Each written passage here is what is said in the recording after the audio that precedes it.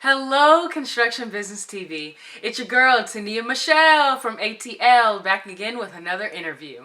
Today, we are speaking to Brandon Baines with his very own company, It's Already Sold. He is a realtor and real estate agent who has lots of insightful information that you will hear all about in this video. Be sure to give this video a big thumbs up, hit that red subscribe button, and comment down below something that you take away. Enjoy! Hello, Brandon. It is such a pleasure to be speaking with you today. Thank you for taking out time of your day to even come on here. Construction Business TV. How are you feeling today? I'm feeling amazing. It's a great day. Super excited to interview with you all and kind of, you know, share some of my viewpoints on real estate development and construction and interviewing with you. All right. Thanks for the opportunity. Yeah, no problem. So tell us a little bit about yourself and your position with It's Already Sold. It's Already Sold. A little bit about myself. I'm born and raised from Baltimore, Maryland. Moved down to Atlanta, Georgia. So yeah, I moved down here 2015, and just really wanted to get away from Baltimore City. Wanted a new opportunity. Came from my grandfather's world where I ran supermarkets since I was 20, 21. Um, and I just wanted something different. I wanted to kind of make my own path. So I got hired at mattress firm, slept on a friend's couch, worked really hard. And one day God led me to real estate. I was honestly like just driving around and I said, God, whatever you want to do in my life, just lead me to it. And I was working two jobs. I was working at a mattress firm and roadside assistance. And I was in the Roswell Alpharetta area. And one day I got a call to go someplace in Roswell. And as I was talking to God, he led me to a real estate sign. Like I didn't even supposed to go to the house. It was just led to a real estate sign. And I was like, okay, I think you want me to go into real estate. And a few other friends kind of was like, yeah, you should get into real estate. And I was like, no, no, no, no. And then the next day, a friend of mine, a coworker, came out and was like, yeah, I'm studying my real estate exam. And I was like, which one? He was like, yeah, I'm in real estate. He's like, I'm about to actually, I'll be passing my exam in the next couple of months. And I was like, all right, God. So yeah, I guess you're telling me I need to go into real estate. So I went into real estate and I'm here now. That's what kind of got me into it. Nice. Thank you for sharing that. So the name of your company is It's Already Sold. Can you tell us how you came up with that name and is there a message behind it?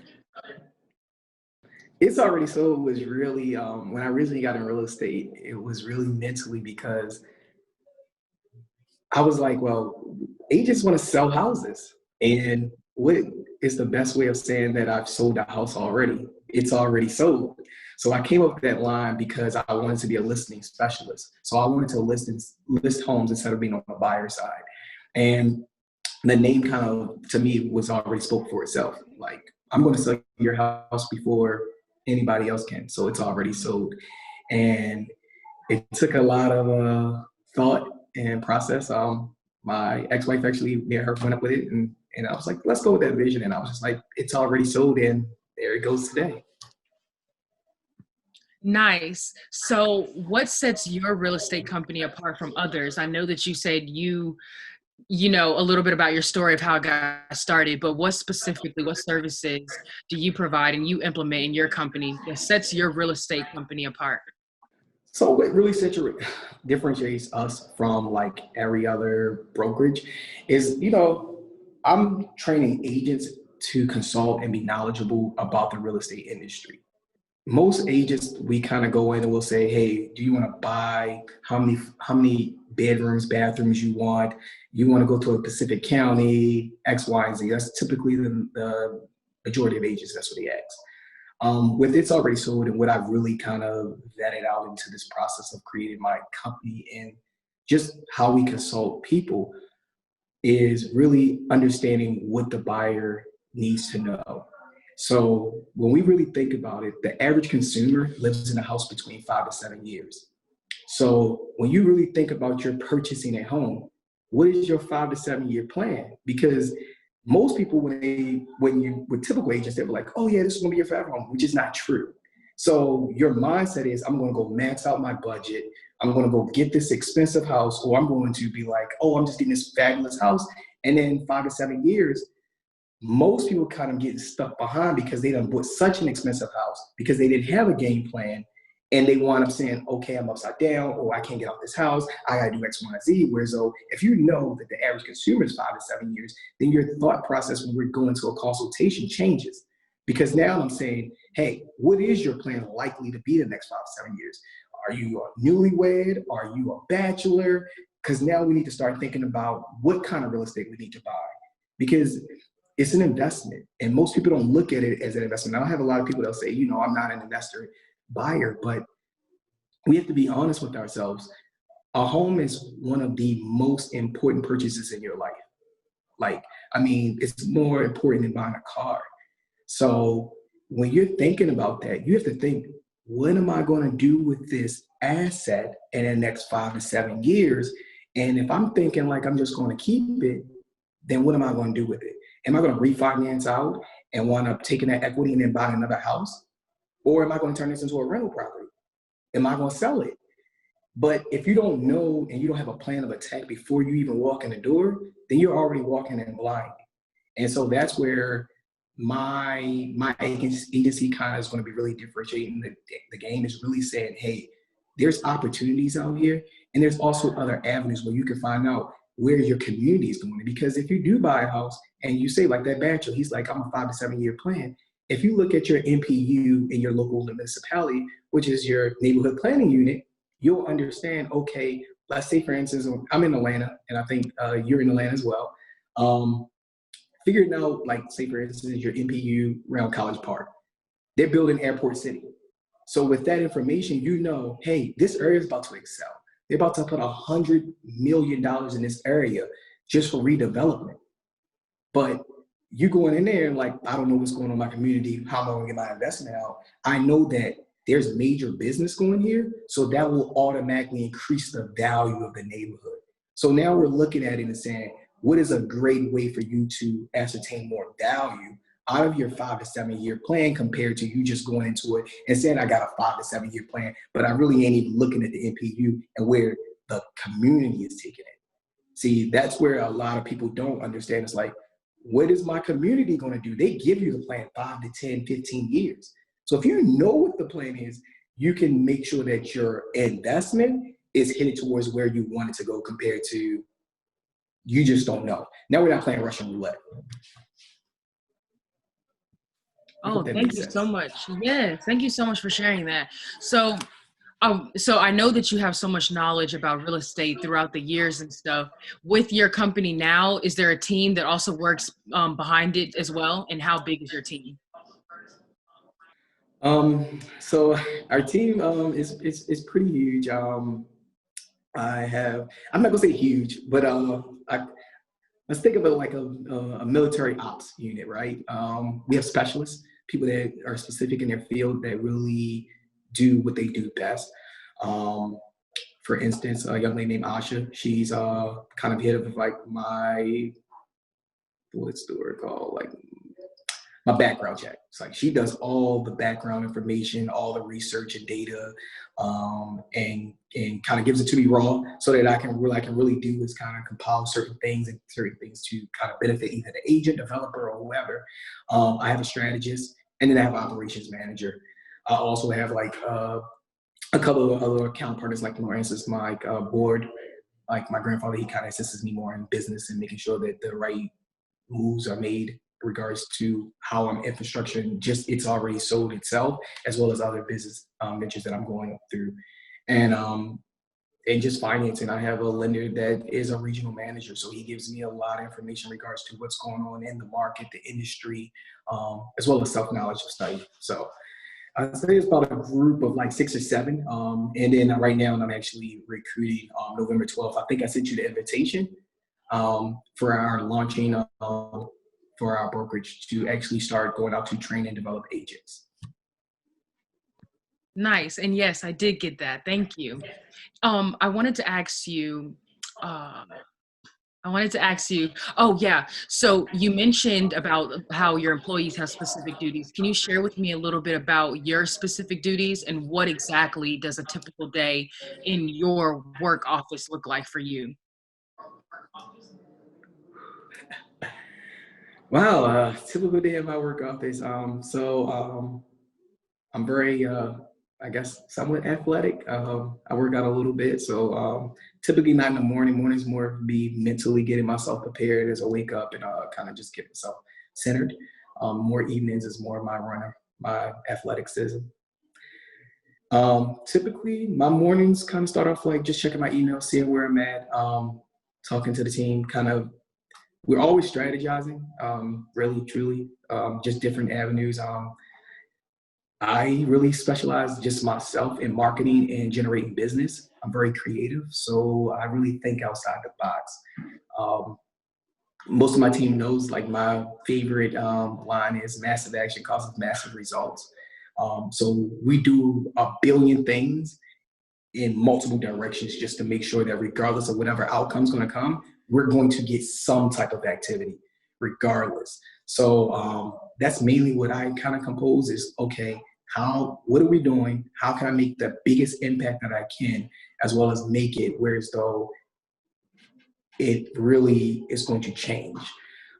So like just even the schematics of creating the mentorship program that I'm going to be hosting, that I'm going to be starting this year, creating the infrastructure of the business, as well as I'm actually not as like most typical builders or develop brokers go out. I'm actually getting my own book of business from developers.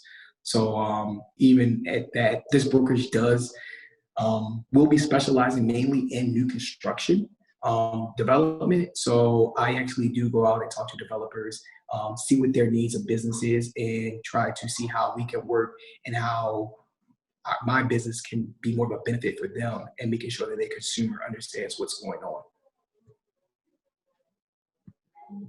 So, your tagline is, which I really like, building relationships one home at a time. It ties into real estate and, the home buying and selling process.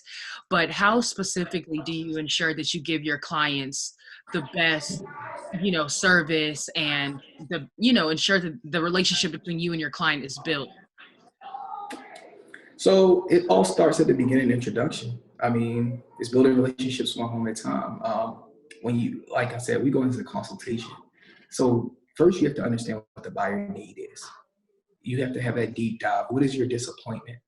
Like once you really understand their disappointment and you're in the best interest of the consumer, and what I mean by the best interest, no matter if I don't make a dime off this deal or not, I'm protecting you.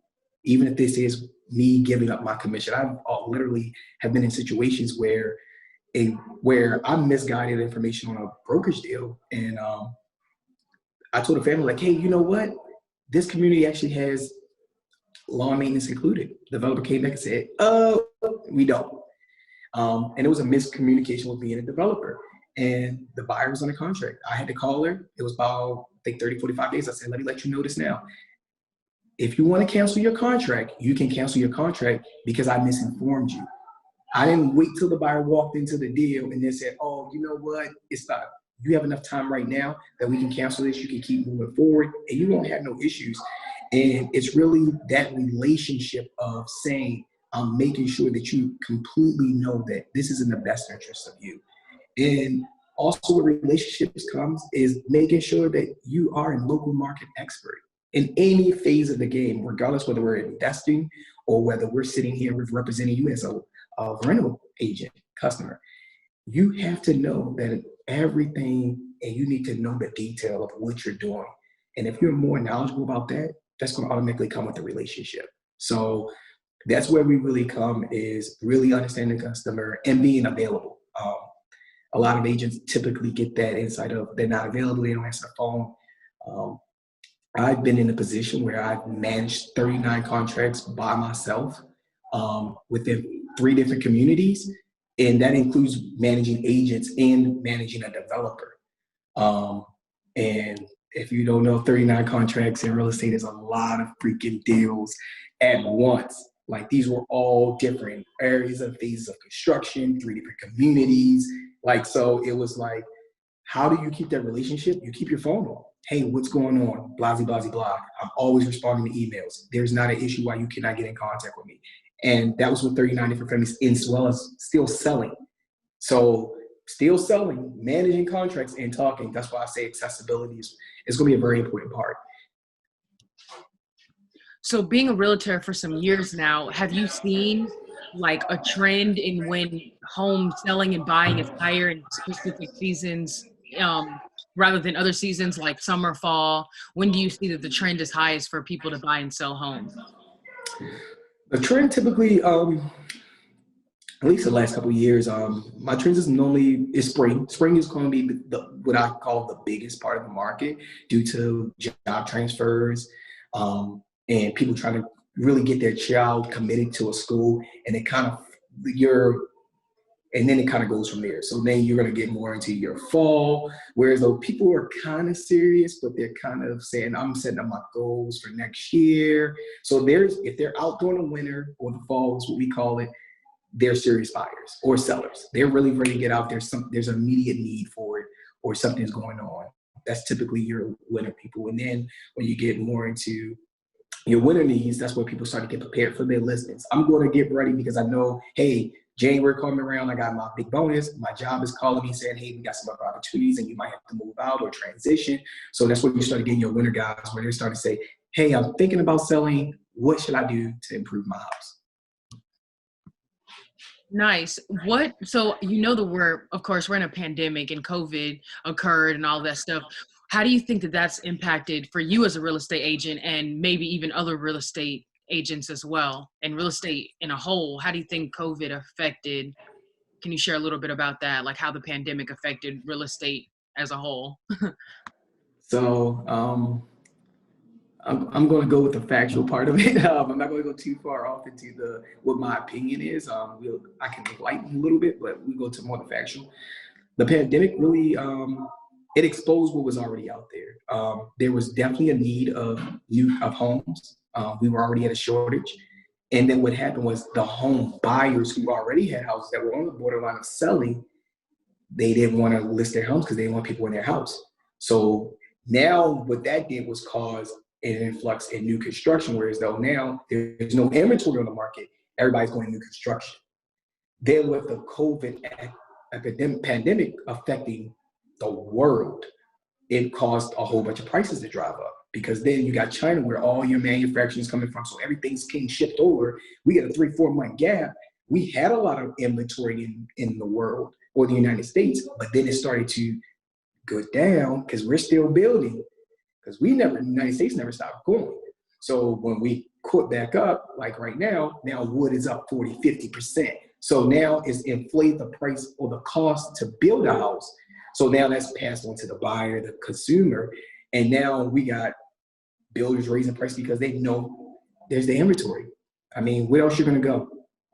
If I'm the only person out here got houses to buy and there's a need, I can jump my prices up $5,000 every 3 houses I sell. Like, I mean, so what it did was, in some aspects, I think it could have affected the market because the builders, hey, when it's raining, it pours. I can get the opportunity. I got the demand. These people are going to pay for it regardless. And so I can drive up the prices. And I'm not saying like they driving up like maliciously. It's just business. At the end of the day, if this area has only got this many houses on inventory, I have to make my money because who's going to say that the hard days or the good days are going to come back? And that's where it comes from, buyers doing their homework and making sure that they are investing in a good, sound area and make sure that that house or whatever house or investment they're going to do is going to work within their 5 to 7 year plan. And that makes a lot of sense because, that's that balance between supply and demand. Now, I wanted to ask you, we have a couple of minutes left. I wanted to get your opinion on this. So do you think that real estate can ever be too saturated? Like, No. Do you think real estate will ever be saturated? Oh, go ahead. I'm listening. No, I don't think real estate could ever be saturated. I mean, let's think about it in this modern day age right now. You have Zillow that's actually selling houses. You have Open Door buying houses and selling. There's so many avenues out here that at this point, this day and age, this technology, I mean, like, to me in the future, If agents aren't changing or differentiating themselves, and really, I mean, differentiating by educating consumers, where are we going to go? Because Zillow can sell a house for the same percentage that Zillow can sell it cheaper than I can. I mean, let's be honest. Most agents take about 6% of the deal if you're on the listing side, 3% if you're buyer side. So when you're thinking about that 6% as a seller, why can I do that and go sell it to Zillow? They're gonna charge me 3 to 4%, and they pay me cash money. Right now, I don't have to worrying about this world. And then you got Open Door that does the same thing, and then you got DocuSign out here that's saying, you know what, I'm analyzing a contract, and hey, this contract doesn't look like it fits the parameter of this area. So what do you need an agent for? Because now I can sell it and I can look at a contract without even your need. So whether it's a saturation or whether it's we have to change the game and change our services, that's where we're talking differently. Because let's be honest, if we keep competitive, if we fight the way we're fighting right now, technology is going to win every day. And that doesn't make a difference with agents. And as far as like just regular agents, most agents, 90% fail within the first year of real estate. It's really hard out here. And then we got the 80% that don't do that much business and 20% that does majority of the business. So there's going to be a lot of agents out here and there's going to be a lot of, creativeness, but typically it's just being consistent and you'll make it, but just be prepared for the future. That's what I say. What advice do you have for someone who may be trying to get their real estate license? Just cram it, understand it, and respect it. I always looked at it and being relatively is, it's a lot of information. YouTube University is my best friend. I tell that to everybody. Make sure your best friend is YouTube. It's the freest thing. And guess what? They give you all this information for a like. That's all I can tell you about that.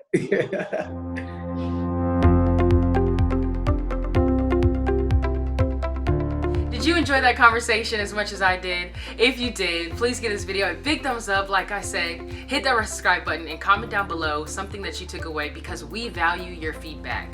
Don't forget to check out our other videos and content on this channel because we are sharing news and construction news from all across the United States.